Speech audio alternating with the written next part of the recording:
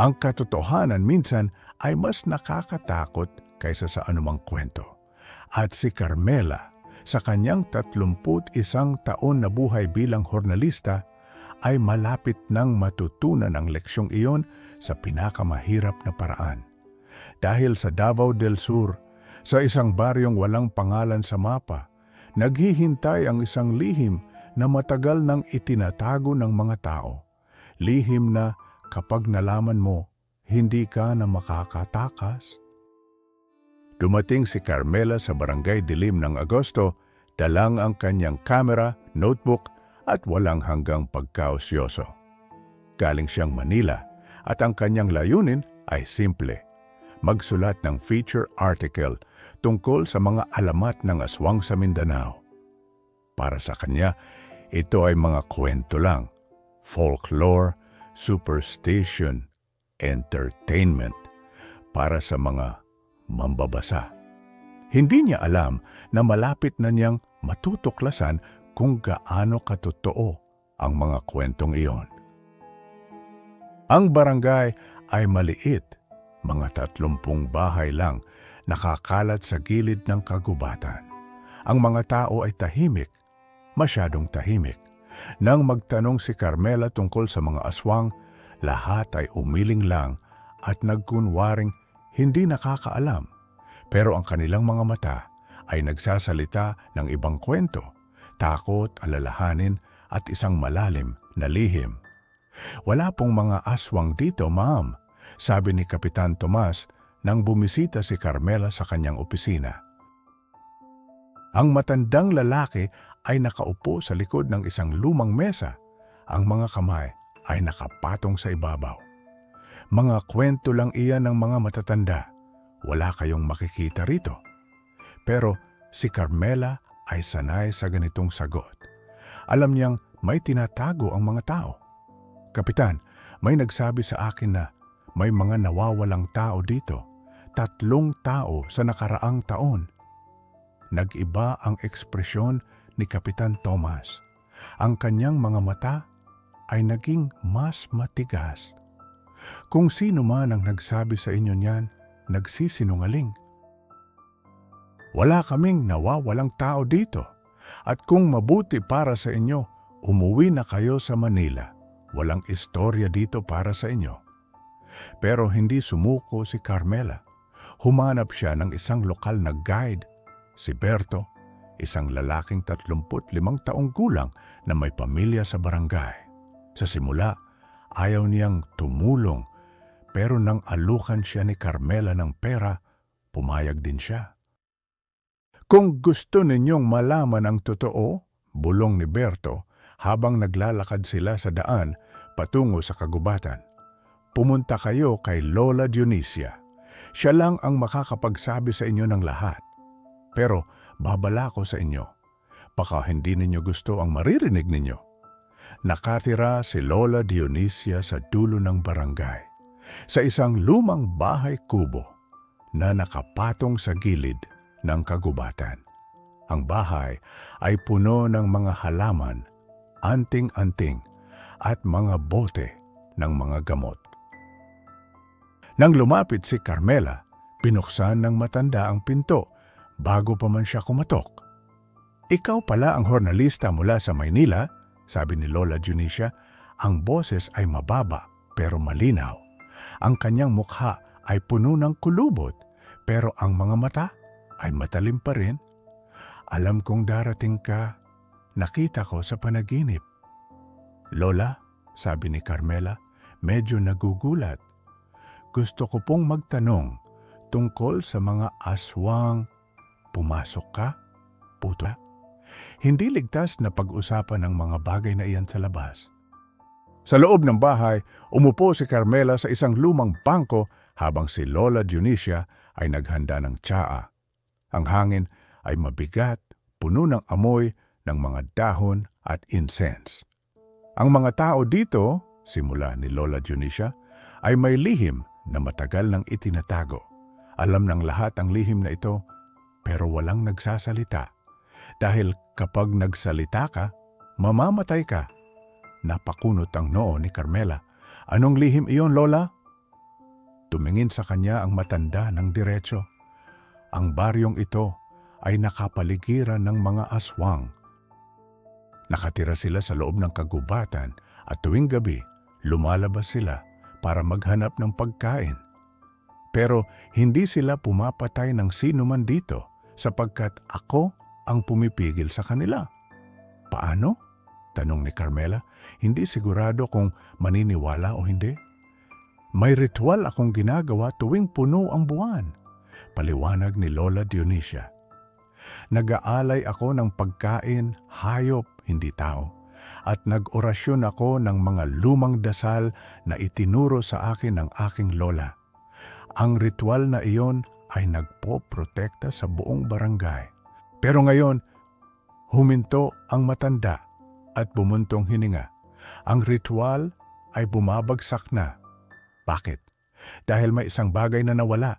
Isang bagay na kailangan ko para sa ritual at kinuha iyon ng mga aswang. Bago pa sumagot si Carmela, biglang bumukas ang pinto. Pumasok si Inday, isang 25 taong gulang na babae. Ang mukha ay namumutla at nag-aatubili. "Lola," sabi ni Inday, ang boses ay nanginginig. "Si Kapitan Thomas po. Sinabi niya sa akin na kailangan kong manatili sa bahay ngayong gabi. Bakit po?" Tumayo si Lola Dionisia at lumapit sa bata. "Dahil bukas ay puno na ang buwan at ang ritual ay hindi ko magagawa. Kailangan ng lahat na manatili sa loob ng kanilang mga bahay, lagyan ng asin ang mga pintuan, magdasal at huwag lalabas hanggang umaga." Nanlaki ang mga mata ni Inday. "Ibig sabihin po, darating sila?" Tumango ang matanda. "Oo. At sa pagkakataong ito, wala akong mapoprotektahan sa inyo." Nagsimula ang takot ni Carmela. Hindi na ito simpleng kwento. Totoo ang lahat. At nandito siya, sa gitna ng lahat. Nang gabing iyon, bumalik si Carmela sa pensyon kung saan siya natutulog. Isang maliit na bahay na iniwan sa kanya ni Berto. Gumawa siya ng bilog ng asin sa paligid ng kama, tulad ng sinabi ni Lola Dionisia. Pero hindi siya makatulog. Nakinig siya sa mga tunog sa labas, ang hangin, ang mga dahon, at ang mga kakaibang kaluskos na tila may gumagalaw sa bubong. Mga bandang hating gabi, narinig niya ang isang sigaw. Malakas, desperado. Tumayo siya at lumapit sa bintana. Sa labas, nakita niya si Inday. Tumatakbo sa gitna ng daan, ang mga mata ay puno ng takot. "Tulong! Tulong!" sigaw ni Inday. At sa likod niya may sumusunod. Hindi ito tao. Ang katawan nito ay hati. Ang itaas na bahagi ay lumulutang sa hangin. Ang mga bisig ay naging pakpak at ang mga kuko ay mahaba at matalas, manananggal. Napasigaw si Carmela at tumalikod. Pero may bahagi sa kanya, ang bahaging hornalista, na nag-udyok sa kanya na kumuha ng kamera at kunan ng litrato ang nilalang. Ginawa niya iyon. Pero sa sandaling nag-flash ang kamera, tumingin sa kanya ang mananggal. Ang mga mata nito ay pula. Tumakbo si Carmela palayo mula sa bintana at nagtago sa sulok ng silid. Narinig niya ang tunog ng pakpak na lumalapit, ang kaluskos sa bubong at ang hininga ng nilalang sa labas. Pero dahil sa bilog ng asin, hindi ito makapasok. Nang umaga, lumabas si Carmela at hinanap si Inday. Natagpuan niya ang dalaga sa tabi ng daan. Buhay, pero halos walang malay. May mga gasgas sa kanyang mga braso at ang kanyang damit ay punit-punit. "Inday!" bulong ni Carmela habang inalalayan ang bata. "Ano ang nangyari?" "Hinabol nila ako," sagot ni Inday. Ang luha ay pumapatak. Pero tumakas ako. Nagtago ako sa ilalim ng bahay ni Lola Dionisia. Ang asin doon, nakaprotekta sa akin. Dinala ni Carmela si Inday kay Lola Dionisia. Ang matanda ay nag-alaga sa dalaga at nagbigay ng gamot. Pagkatapos, Tumingin siya kay Carmela. Nakita mo na sila, sabi ni Lola Dionisia. Ngayon, naniniwala ka na ba? Tumango si Carmela. Naniniwala na ako. Pero ano ang pwede nating gawin? May isang paraan, sagot ng matanda. Ang bagay na kinuha ng mga aswang, isang anting-anting nayari sa ginto at bendisyon ng pare, nakatagong sa loob ng kanilang pugad sa kagubatan. Kung makukuha natin iyon, magagawa ko ulit ang ritual. Pero ano? Kailangan mong pumasok sa kagubatan at kailangan mong kunin ang anting-anting. Ako ay matanda na, hindi ko na kaya. At walang iba rito ang mga ahas na pumasok doon. Ako? Tanong ni Carmela, nag-aalangan. Pero hindi ako mandirigma. Hornalista lang ako. At dahil doon, sabi ni Lola Dionisia, ikaw lang ang pwedeng pumasok. Ang mga aswang ay nakakaamoy ng takot ng mga tao dito. Pero ikaw ay dayuhan, hindi ka nila inaasahan. Nag-isip si Carmela. Alam niyang ito ay kahit anong uri ng kahibangan. Pero tumingin siya kay Inday, ang batang halos namatay kagabi, at sa mga mukha ng mga taong nakita niya sa barangay. Lahat sila ay nabubuhay sa takot. Sige, sabi niya sa wakas, gagawin ko.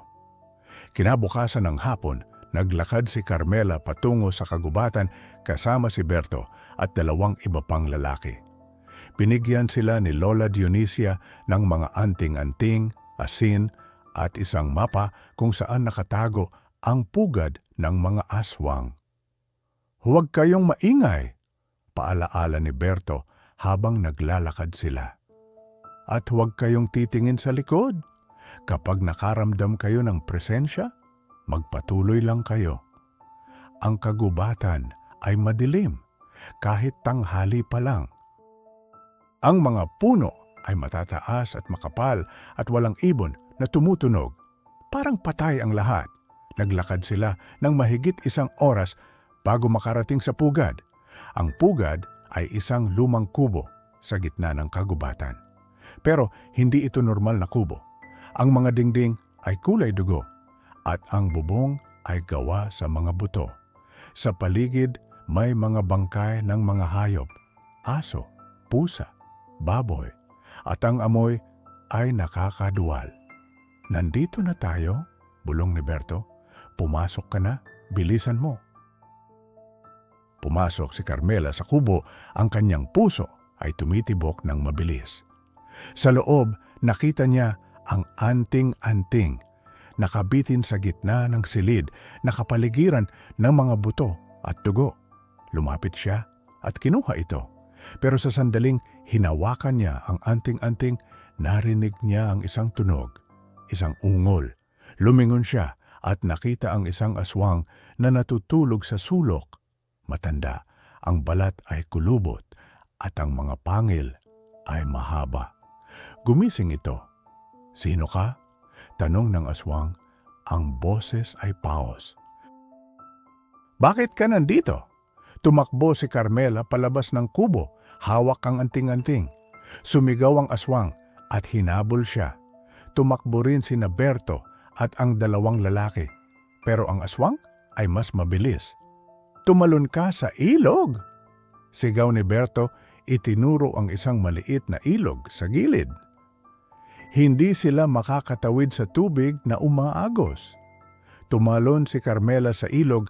Ang tubig ay malamig at mabilis ang agos.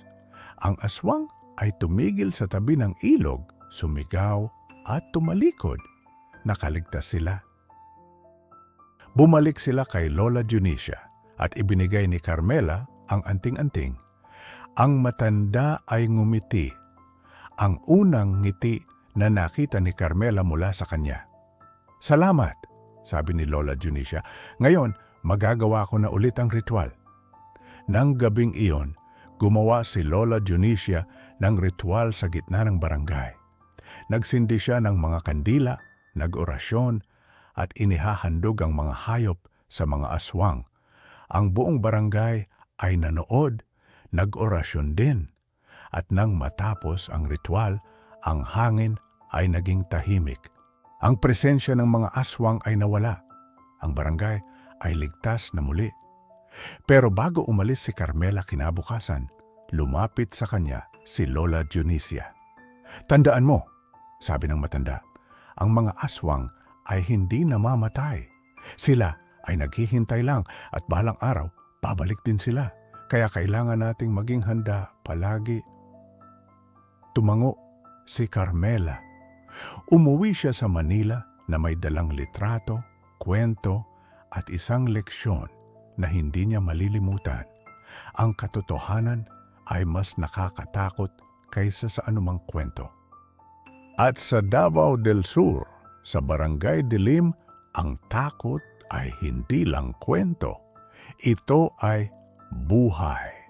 Huwag kalimutang i-like at mag-subscribe para mawala pa ang mga ganitong kwento.